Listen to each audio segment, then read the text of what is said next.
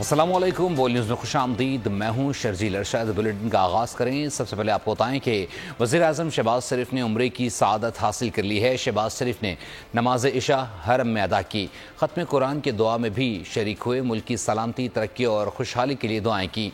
वज़ीर-ए-आज़म ने सऊदी अहद के साथ मुलाकात की। दोनों रहनुमाओं का दरीना ताल्लुकात पर इत्मीनान का इजहार। सऊदी वली अहद शहज़ादा मोहम्मद बिन सलमान की दावत इफ्तारी में भी शरीक हुए। शहबाज शरीफ और काबीना अरकान ने मोहम्मद बिन सलमान के साथ इफ्तारी की। वज़ीर आला पंजाब मरीम नवाज़, काबीना अरकान ख्वाजा आसिफ अतातार और दीगर भी इफ्तार डिनर में शरीक थे।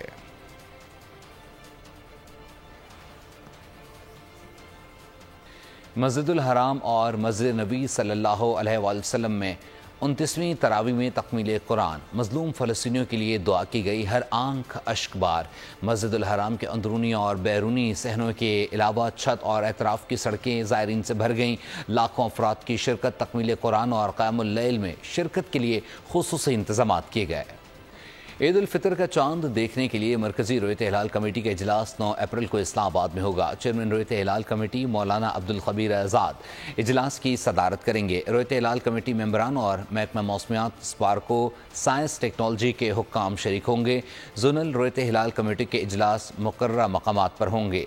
चेयरमैन मरकजी रोयत हिलाल कमेटी शवाल का चांद की रोयत का ऐलान करेंगे। दूसरी जानिब सऊदी अरब में आज चांद नजर आने का कोई इम्कान नहीं।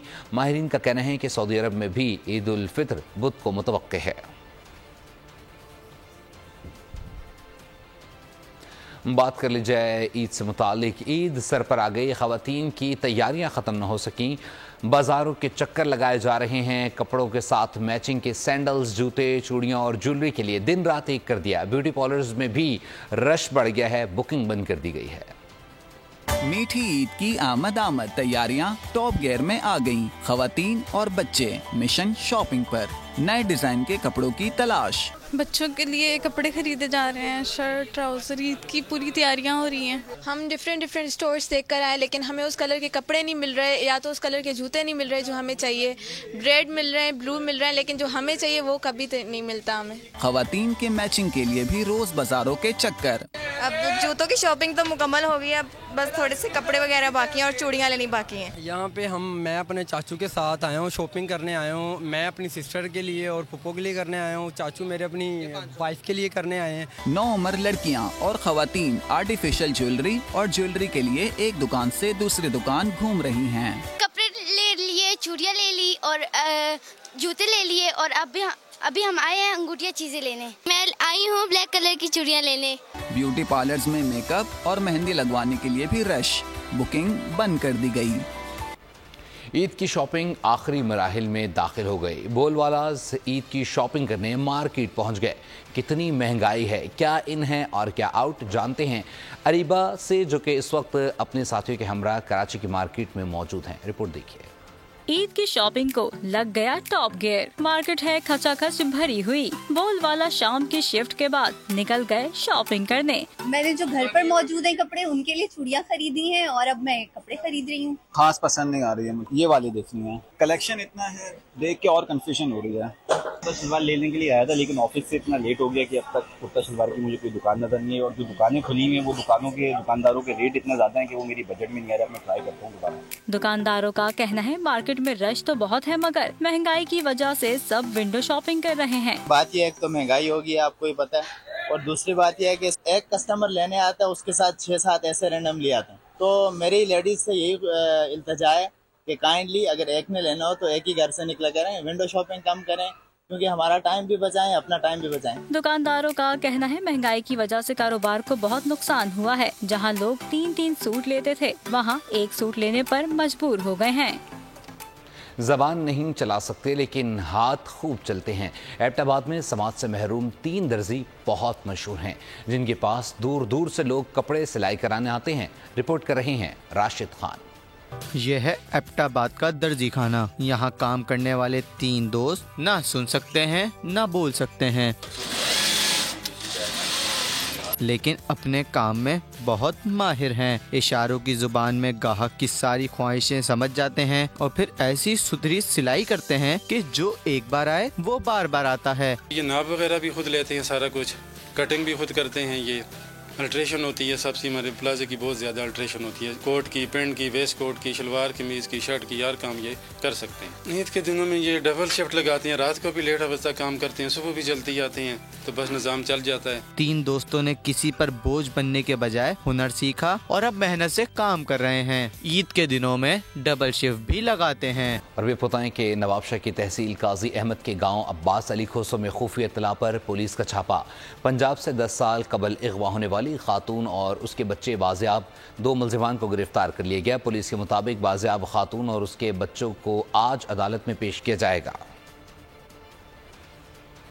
उधर खुजार में उमर फारूक चौक पर धमाका, 2 अफराद जाँ बहक जबकि 5 जख्मी हो गए। अस्पताल इंतजामी के मुताबिक जख्मियों में 3 की हालत तशवीशनाक है। आमने दुश्मनों ने बम मोटरसाइकिल में नस्ब किया था। उमर फारूक चौक खुजार बाजार का इलाका है। ईद शॉपिंग की वजह से उमर फारूक चौक पर शदीद रश होता है। धमाके के वक्त भी बाजार में काफ़ी रश था। ज़िला इंतजामी का कहना है कि शदीद जख्मियों को कोयटा या कराची मुंतकिल किया जाएगा।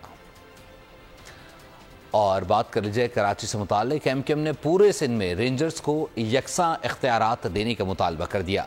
फैसल सफजारी कहते हैं कि सिर्फ कराची में रेंजर्स को इख्तियारात देने से जुराइम नहीं रुकेंगे। सूबाई वज़ीर दाखिला पर तनकीद करते हुए फैसल सफजारी बोले, ज़िया लंजार अपना रवैया दुरुस्त करें और पूरे सूबे के वज़ीर दाखिला हैं, किसी के वो आड़े हाथों नहीं ले रहे। पुलिस से काली भेड़ों को ख़त्म किया जाए क्योंकि इसकी वजह से जराइम ख़त्म नहीं हो रहे। Chief justice Sindh high court से मुतालबा है कि कराची बेअमनी केस लगाएं और सबको बुलाएं।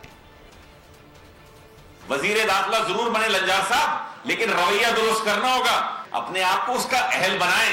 अब आप किसी सियासी शख्सियत के कोऑर्डिनेटर नहीं हैं, बराए मेहरबानी बुलाएं कानून नाफिज करने वाले इदारों को, सिस्टम तरतीब दें।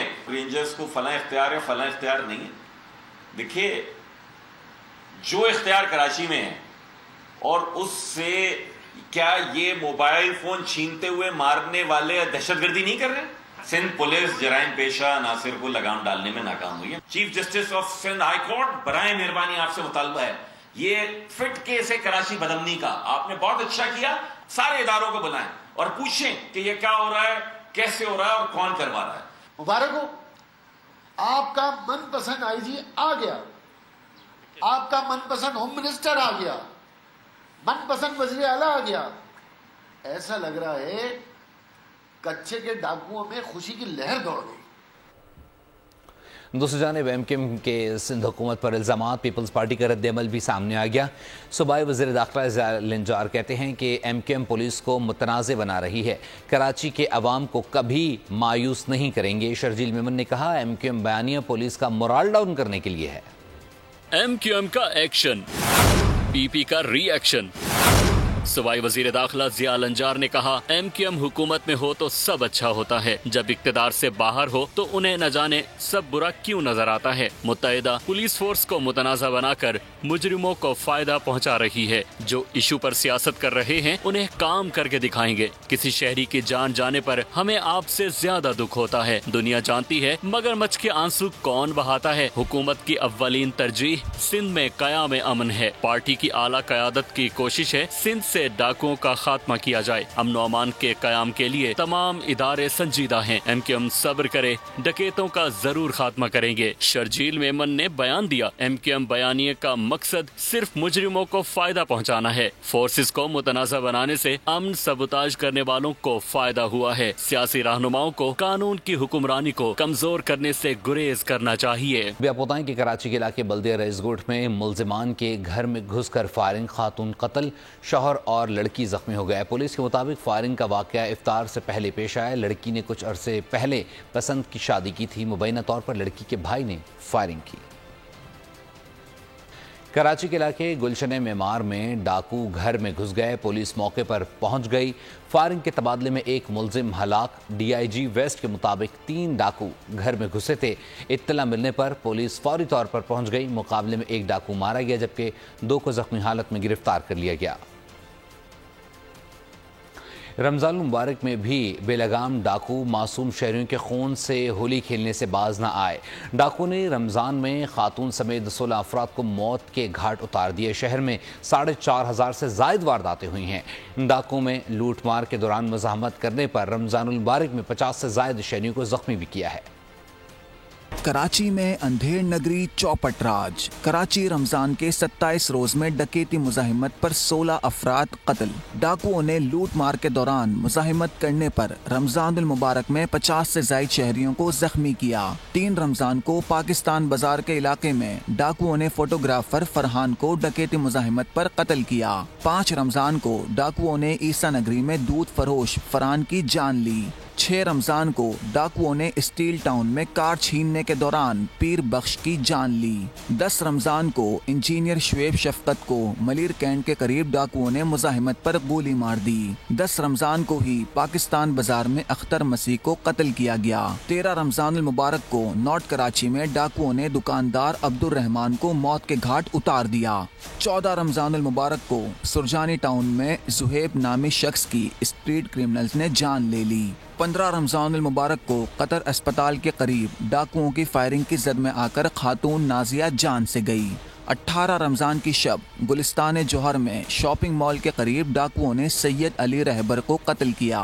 19 रमजान को न्यू कराची अयूब गोट में डाकुओं ने कांजी नामी शख्स की जान ली। 21 रमजान को गुलशन मेमार के करीब डाकुओं ने कार सवार अमजद को मुजाहिमत पर मौत की नींद सुला दिया। 23 रमजान को नॉर्थ नाजमाबाद अंडा मोड़ पर बुजुर्ग शहरी सैयद हामिद अली को डाकुओं ने फायरिंग करके मौत की नींद सुला दिया। 23 रमजान को ही नॉर्थ कराची पावर हाउस के करीब डाकुओं की फायरिंग से आमिर नामी शहरी कत्ल हुआ। 24 रमजान औरंगी टाउन अलीगढ़ मार्केट के करीब दुकान पर फायरिंग से आसिफ जाँ बहक हुआ। 25 रमजान को मंगोपी न्यू नाजमाबाद पुलिस और डाकुओं में फायरिंग की जद में आकर 2 शहरी मारे गए। और वे बताएं कि कराची में सीटीडी इंटेलिजेंस विंग ने केएमसी स्पोर्ट्स कॉम्प्लेक्स के करीब कार्रवाई करते हुए असलहा स्मगलिंग की कोशिश नाकाम बना दी। कार्रवाई के दौरान केपीके पुलिस का हाजिर सर्विस कांस्टेबल गिरफ्तार कर लिया गया। मुलजिम जहीरुद्दीन स्कूल बैग से छोटे हथियार बरामद हुए। मुलजिम का ताल्लुक बैनुल सूबाई असलहा स्मगलिंग गिरोह से है। गिरोह कराची समेत पाकिस्तान में ऑनलाइन असलहा सप्लाई करता है।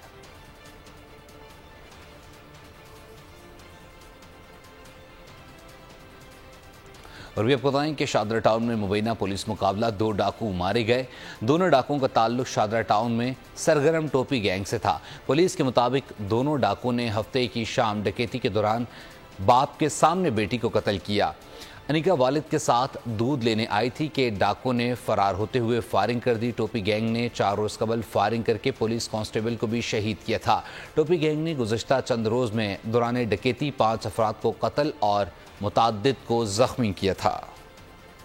लाहौर पुलिस जराइम रोकने में नाकाम। ज्वेलरी की दुकान पर 95 लाख की डकैती। सुंदर में डाकू ज्वेलर से 95 तोला से जायद जेवरात जबकि 7 लाख नकदी और कीमती घड़ी भी ले उड़े हैं। पुलिस ने दुकानदार उमेर की मुद्दत में 95 लाख की डकैती का मुकदमा दर्ज कर लिया है। निजी हाउसिंग सोसाइटी में ज्वेलरी की दुकान पर रात गए वारदात हुई थी।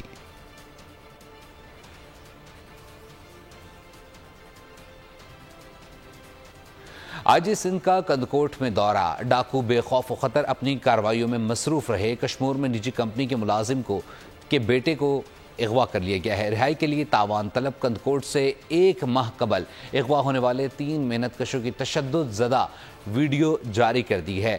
शिकारपुर से मजीद 2 अफराद अगवा कर लिए गए हैं। घोटकी से गंदम के व्यापारी को अगवा कर लिया गया है। कंदकोट में पुलिस और रेंजर्स का मुश्तरका ऑपरेशन।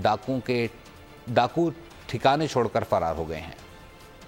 कच्चे के इलाके में आईजी सिंध का दौरा। डाकू किसी खातर में ना लाए। कश्मीर में निजी कंपनी के सेल्स ऑफिसर को मासूम बेटे समेत अगवा कर लिया। बाप बेटा रिश्तेदारों से मिलने गए थे। शनाख्त सिराज अहमद और शहरियार के नाम से हुई। पुलिस के मुताबिक डाकुओं ने सिराजुल हम्द के भाई को फोन करके तावान का मुतालबा भी कर दिया। कंदकोट से 1 माह कबल अगवा होने वाले 3 मेहनतकशों की वीडियो वायरल। वीडियो में डाकुओं की जानिब से मुगवियों पर बदतरीन तशद्दुद करते देखा जा सकता है। मुगवियों में सोहराब, अली शेर और मीर खान शेख शामिल हैं। डाकुओं ने वुरसा से तावान की अदायगी के बाद मुगवियों को बाजियाब कराने की शर्त रखी है। तीनों मजदूरों का ताल्लुक सक्खर से है और निजी तामीराती कंपनी में मुलाजिम हैं। शिकारपुर से भी मजीद 2 अफराद अगवा। मुगवियों की तादाद 11 हो गई। घोटकी के इलाके रोलन से भी गंदम का व्यापारी डाकुओं के हत्थे चढ़ गया। कच्चे में लिसोड़ा पिकेट पर डाकुओं की फायरिंग। जवाबी कार्रवाई ने डाकुओं को पीछे हटने पर मजबूर कर दिया। ठिकाने छोड़कर फरार हो गए। फायरिंग से खातून जख्मी हो गईं। रहीम यार खान में कौमी शाहरा पर खाम तेल से भरा ऑयल टैंकर उलट गया है। टैंकर में 48,000 लीटर तेल मौजूद था। ऑयल टैंकर से ऑयल के अखराज के बाद कौमी शाहरा ट्रैफिक के लिए बंद कर दी गई है। ऑयल टैंकर महमूद कोट से कराची जा रहा था। हादसा टैंकर ड्राइवर को नींद आ जाने के बायस पेश आया। हादसे के बाद ऑयल टैंकर का ड्राइवर और अमला मौके से फरार हो गया। रुझान इंडस हाईवे पर तेज रफ्तार बस उलट गई है। हादसे में 10 अफराद जख्मी, 4 अफराद की हालत तशवीशनाक, जबकि रेस्क्यू 1122 की टीम मौके पर पहुंच गई। जख्मी शेख खलीफा अस्पताल मुंतकिल। हादसा तेज रफ्तारी के बायस पेश आया। मुसाफिर कराची से डीजी खान जा रहे थे। और भी बताएं कि सदर मुमलिकत ने सेनेट का इजलास मंगल की सुबह 9 बजे तलब कर लिया है। इजलास में नए अरकान की हलबर्दारी होगी। 9 अप्रैल को चेयरमैन और डिप्टी चेयरमैन सेनेट का इलेक्शन होगा। पीपल्स पार्टी ने यूसुफ रजा गिलानी को ऐवान बाला सेनेट के चेयरमैन के ओहदे के लिए उम्मीदवार नामजद किया है। यूसुफ रजा गिलानी चेयरमैन मुंतखब होने का कभी इम्कान है।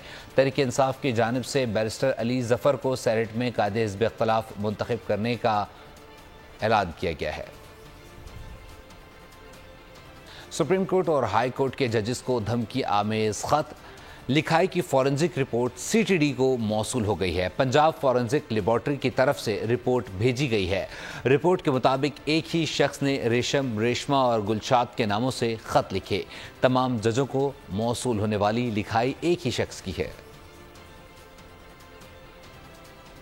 जजेस को धमकी आमेज खत भेजने का मामला, टीमों ने तहकीकात शुरू कर दी है। खतूत में इस्तेमाल किया गया केमिकल कहाँ से आया, इदारों ने सुराग लगाना शुरू कर दिया है। पेंसार स्टोर से मिलने वाले आर्सेनिक के नमूने खत में डाले गए पाउडर से मैच नहीं हुए।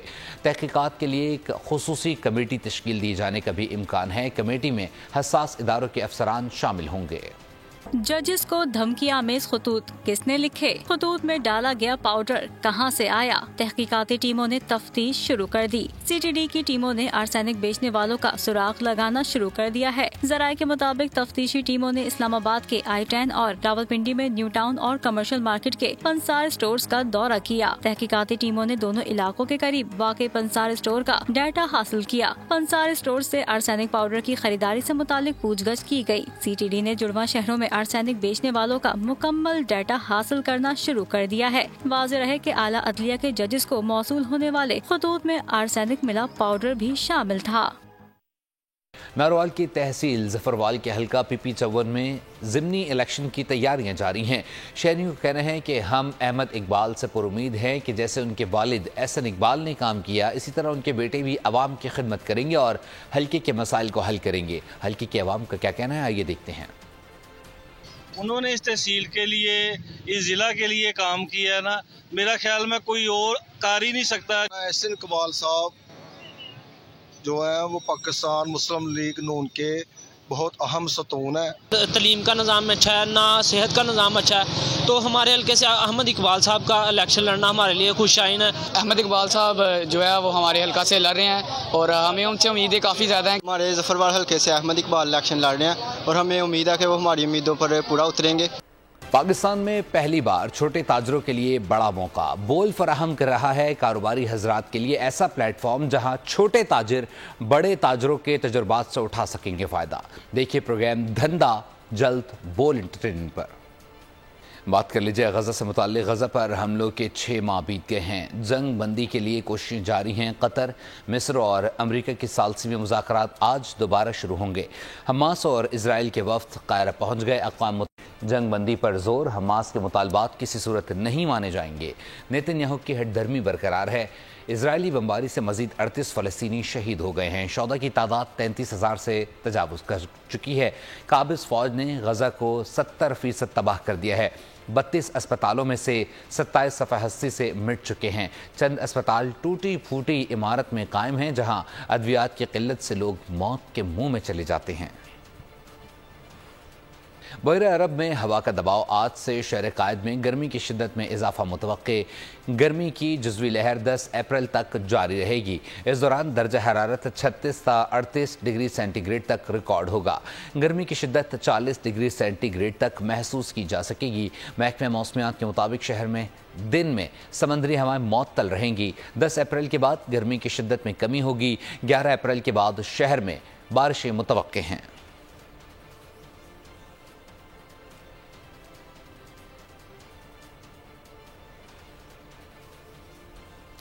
खबर शामिल करेंगे खेलों के मैदान से। आपको बताएं कि बाबर आजम समेत कौमी क्रिकेटर्स ने काकोल ट्रेनिंग कैंप को मुफीद करार दे दिया। कहा, सख्त ट्रेनिंग मुस्तकबिल में काम आएगी।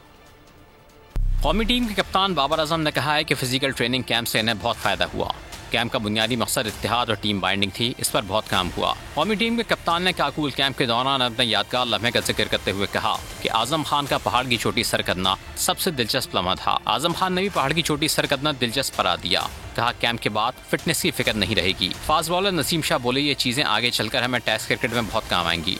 ट्रेनिंग में जिम वर्क कम था, ज़्यादा तवज्जो स्टैमिना पर रही। ऑलराउंडर इमाद वसीम ने कहा कि उन्होंने इस कैंप में अपने रिहैब और स्ट्रेंथ पर काम किया, इसलिए कैंप उनके लिए बहुत मुफीद रहा। आर्मी के ट्रेनर्स ने खिलाड़ियों की फिटनेस पर बहुत मेहनत की है।